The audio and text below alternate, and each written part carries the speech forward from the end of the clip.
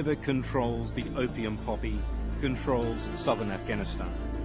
Such is the power of this humble plant.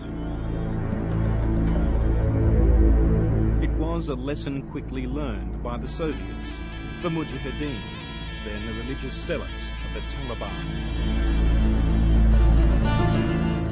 Now it is the turn of the Americans, descending from clear skies on Operation Enduring Freedom. Lofty ideals of good versus evil, only to find they've landed in a grey world of compromise.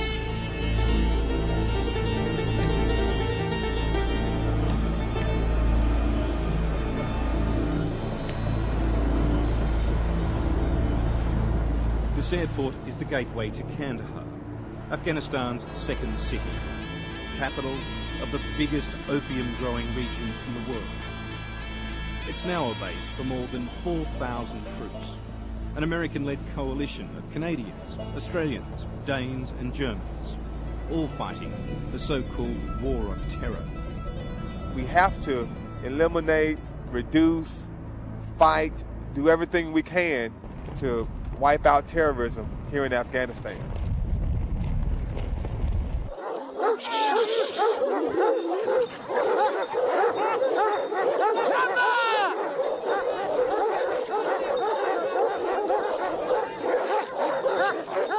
"30 kilometres outside the city of Kandahar, the dogs of war are unleashed. Among the crowd are warlords, opium merchants and poppy farmers. This gathering is illegal. Like opium production, traditional dogfights have been banned by Afghanistan's interim administration. Here, both edicts are viewed with contempt, seen as little more than a sop to Western sensibilities. $4.5 billion of foreign aid has been pledged on the condition that opium is eradicated. But sport and business still continues apace, a suitable distance from the West's offended gaze.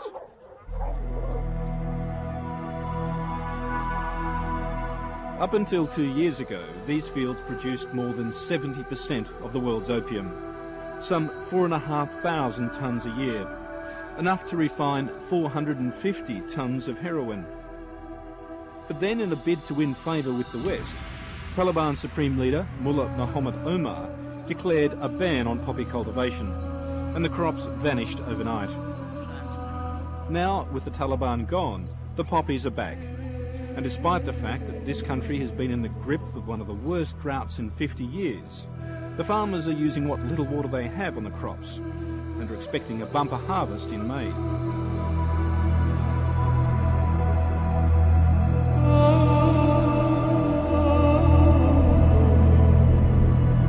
Of course, opium never really disappeared under the Taliban. Overproduction had created a massive stockpile, more than 2 years' global supply. The ban simply helped ease the glut and drive up prices.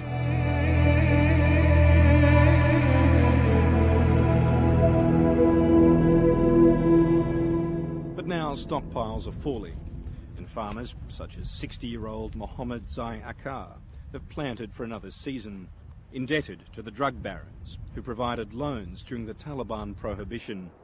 He says he'd like to grow other crops, but simply has no choice.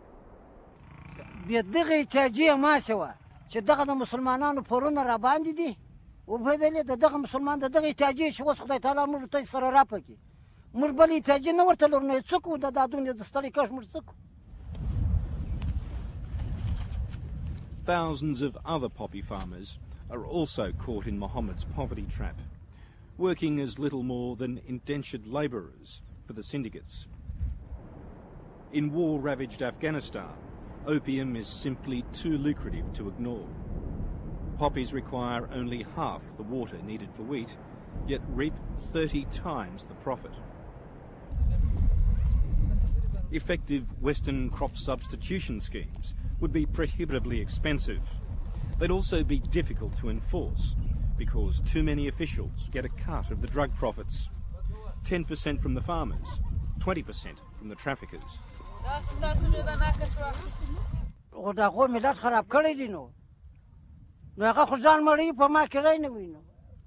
They think that's interactive, you know. And the top United Nations drug control expert here confirms what everyone anticipates, that officials of the new regime will also expect a cut of the action. However, they could get a profit in a different formula. So it will not be under an official tax, but it could be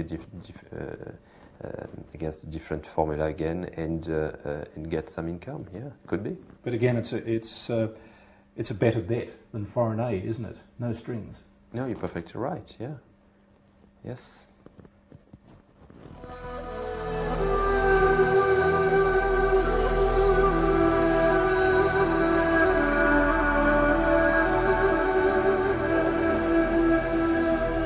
To drive into Kandahar is to enter a city much the same as the Taliban left it.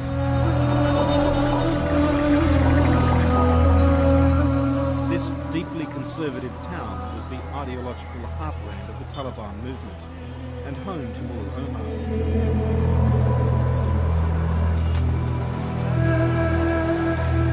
The streets are full of demobilised but surly ex-Taliban fighters, watched from the shadows by a 30-strong team of American Special Forces and CIA, tasked with keeping Kandahar's new governor in power. How are you guys? How you doing? Where are you guys from? Where are you guys from? You where? All right. Yeah. Is it safe to film in around here? Is it safe? Is it okay for us to film around here?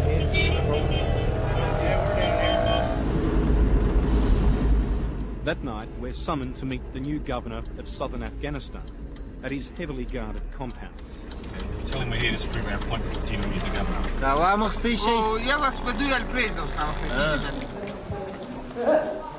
Following the Taliban surrender, Governor Gul Aga Sherzai, backed by his American minders, seized power after a brief gun battle with Kabul's nominee for the job. It appears might is still right in the new Afghanistan. But Sherzai knows he sits in the governor's office at the Americans' pleasure. How are you, sir? Thank you very much for seeing us. I understand you're extremely busy. This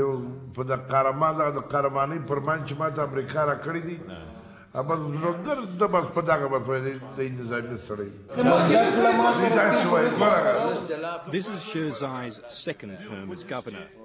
He previously ran Kandahar during the chaotic rule of the Mujahideen in the early 90s, when the city first emerged as Afghanistan's opium capital.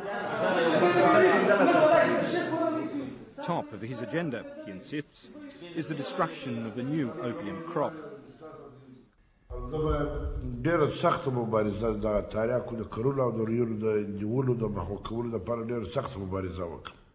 Given his track record, no one really takes him seriously. Sherzai's one anti-narcotics achievement to date has been the forced closure of the city's opium market. But as we'd discover, the trade is flourishing elsewhere. We're driving into what used to be the opium market now. Michael Ware is Time magazine's man in Kandahar. Since the collapse of the Taliban, this Australian journalist has spent more time than any other foreigner delving into the dangerous labyrinth of Kandahari politics. You take away the opium and you suck the oxygen out of this economy. And you'll be treading on the toes of significant players who have built empires around the opium trade. And that includes political and military figures, as well as criminal and business figures here in Kandahar.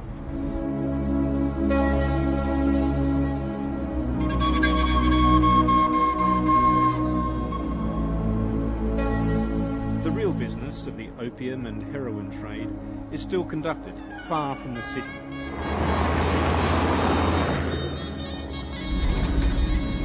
We set off on the 3-hour drive across the desert in search of what the governor doesn't want us to see, the biggest drug market in the country.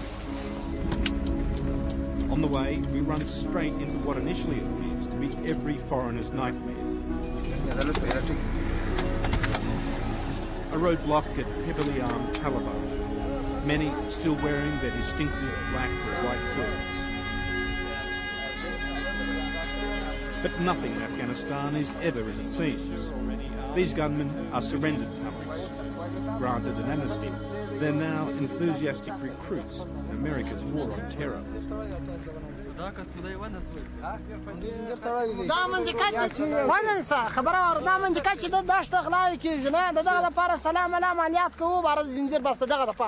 Some people say that you are Taliban who have changed sides. پتاسو کې دا زیاتره د خلک طالبان وی اوس په دغه تواوشتل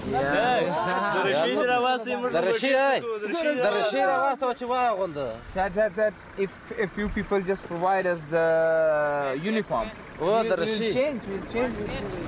A shave and a new uniform, and these former Islamic holy warriors will happily fight alongside the American infidels, their loyalty shifting faster than the sands. It's a trait of Afghan politics that continues to confound US commanders, attempting to distinguish friend from foe. But for today at least, these rebadged talibs are content to relieve travellers of money and valuables, on the pretext of searching for weapons.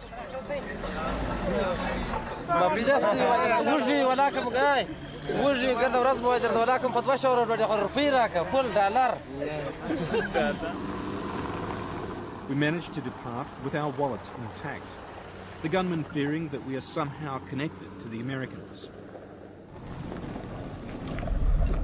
Their strategically placed roadblock just happens to guard the turn-off to Sangin, the largest opium market in Afghanistan. Warned against openly filming, we use a hidden camera. Our security escort of hired gunmen, necessary for travel outside Kandahar, clearly feel uneasy. Governor Noorzai's mandate is meaningless here, and we have no wish to provoke a confrontation. Okay, just one man. Just one man. One guard following behind, not with us. Sangin is obviously under the control of the Taliban or surrendered Taliban, a distinction impossible for us to make. Either way, it's still very much business as usual for 30 wholesalers and brokers. And it's a good quality product at the moment, good quality opium. Bad quality, good quality, most better quality. Yeah. If I want to buy some, how much for a kilo in US dollars?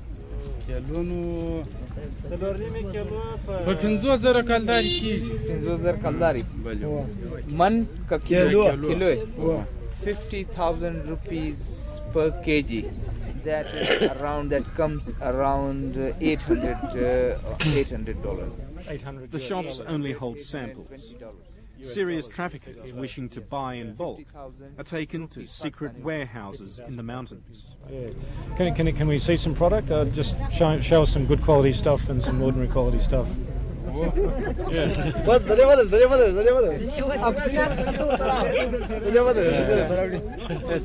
Stay here. The economics of trafficking are straightforward. These men pay the farmers around $300 a kilo. I'm quoted $800 for a kilo that would fetch me $16,000 were I to smuggle it to the streets of Europe. Refined into heroin, it's worth 10 times that again. Should it open? Yeah, why not? Open it up, yeah. Yeah. You said, would you want to taste it? Not for me. Yeah.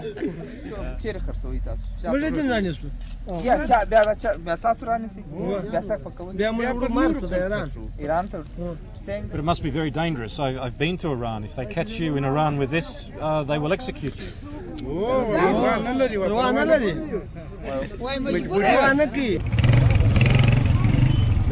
So these are all opium shops too? Yes, sure. Initially, after the collapse of the Taliban, there was unease here. But the traders say they are now relieved that the Americans show no intention of closing down their operations.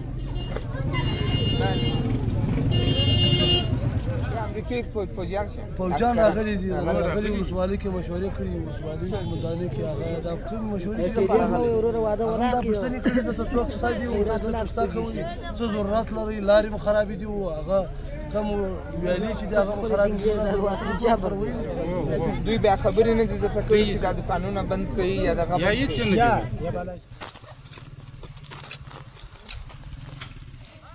One puzzling contradiction has been the Americans' lack of interest in destroying the drug industry, the source of so much terrorist wealth. The reason for the crop remaining untouched is an open secret in Kandahar, but one both the Americans and the United Nations top drug control official are unwilling to share. There's a large American contingent at Kandahar, which is a key opium poppy growing area. Why don't they simply go out and destroy the crops? Just ask them, I don't know. Just ask the American, we don't know ourselves. Why aren't the American forces destroying the opium crop, as it's a key source of income for the warlords, for the Taliban, for a whole range of unpleasant people in this area? Well, see, that's another question that's really outside the purview of Task Force Raksan. I don't know if I can give you a good answer on that.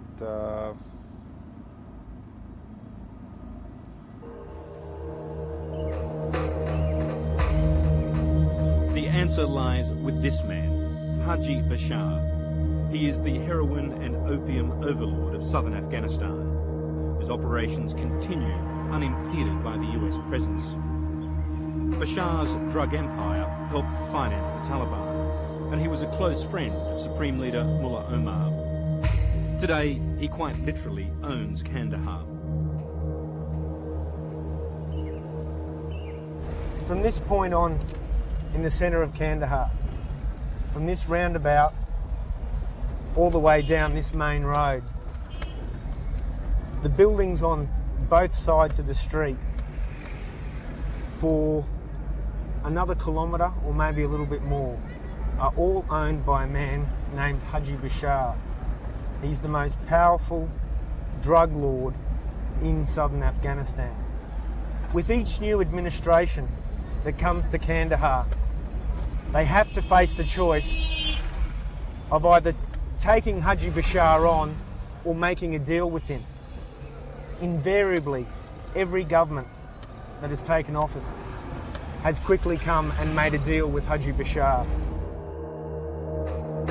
On the 23rd of January this year, this great survivor of Afghan politics surrendered his 12,000-man private army and promptly struck a deal with the Americans. He was brought into the new government as an ally.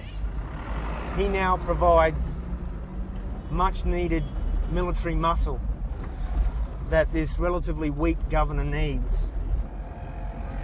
The Americans, for their part, received intelligence on a level that I do not believe they had been receiving before. Haji Bashir intimately knows senior members of the Taliban. He, more than anyone, has information on where these leaders went, how they got away, and he is now proving pivotal in negotiating the surrenders of countless Taliban commanders.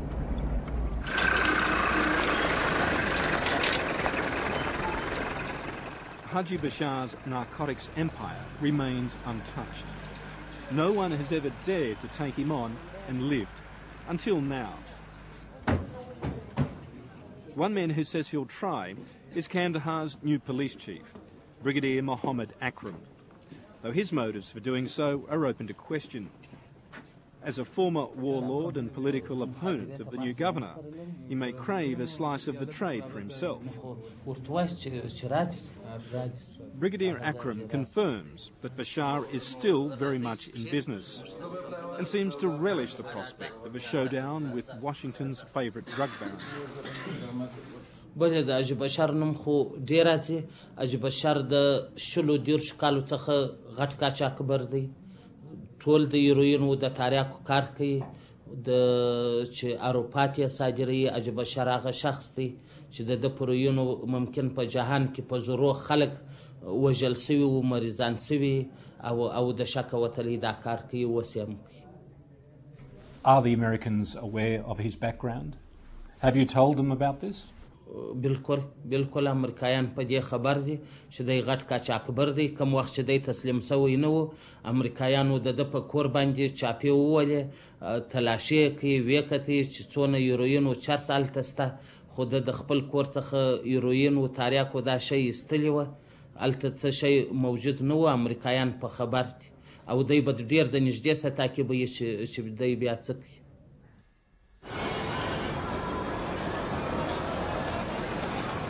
But a visit to Haji Bashir's new house in Kandahar reveals another surprise. The family of Governor Noorzai. Right, we're now coming to Haji Bashir's house. This is by far the most impressive and luxurious house in Kandahar. As a sign of the closeness of their relationship, the governor of Kandahar's family is currently staying in this house. In fact, you're now looking at the governor's soldiers guarding the drug baron's house, with the governor's family inside. Do you have a personal relationship with him? What's the extent that you know each other? شخصي دوست شخصي اعتماد کول نه زبر ودلای خو قوم د خبر ټول د تضمین راکړي او امریکا چا ورکړي چې زه په پاینده کې د دې شام څخه سره په نظر کوم دا کار نه کوم. But for a man who denies any personal connection with Haji Bashir, Governor Noorzai makes a great public display of demonstrating his bond with Kandahar's power broker as they chat on their US-supplied satellite phones. Haji Bashir. Hello, what am I doing? Haji Bashir. Hello. Hello, salam alaikum. جوار بخير وشيء بخير سنگ بخير وشيء شكرا أنا بركم بري خبري وكرجة إن شاء الله كثير بس صباي بلاي وكيك كواج بلا كثير ولا وقت بنستبيع هو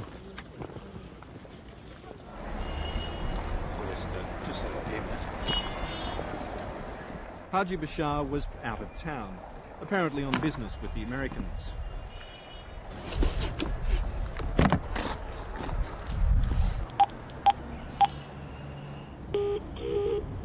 Hello? Hello? Hello? We made numerous attempts to contact him, until warned that Bashir had given orders for his gunmen to shoot any journalist who persisted in annoying him.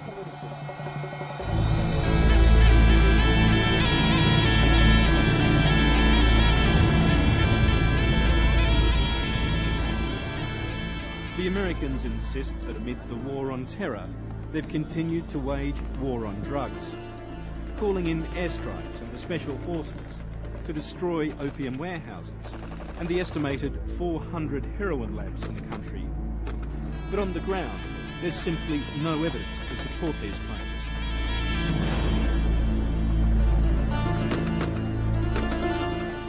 In the American consciousness, all that really matters is Al-Qaeda and the risks to the Americans themselves.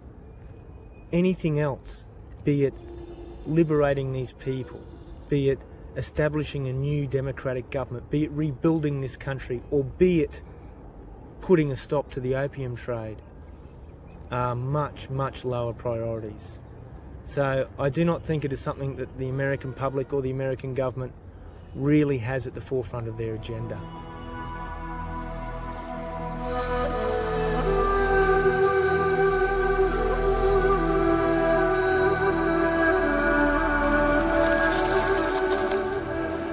America now dominates this city that secretly thrives upon the profits of the drug trade, yet chooses not to confront the problem.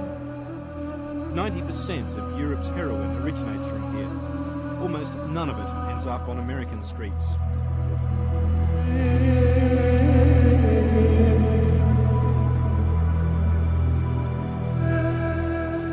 One question remains. If it were the other way around, if Afghan heroin was finding its way into the veins of America's youth, would the US have been so ruthlessly pragmatic in enlisting the help of Afghanistan's most powerful drug lord for the war on terror?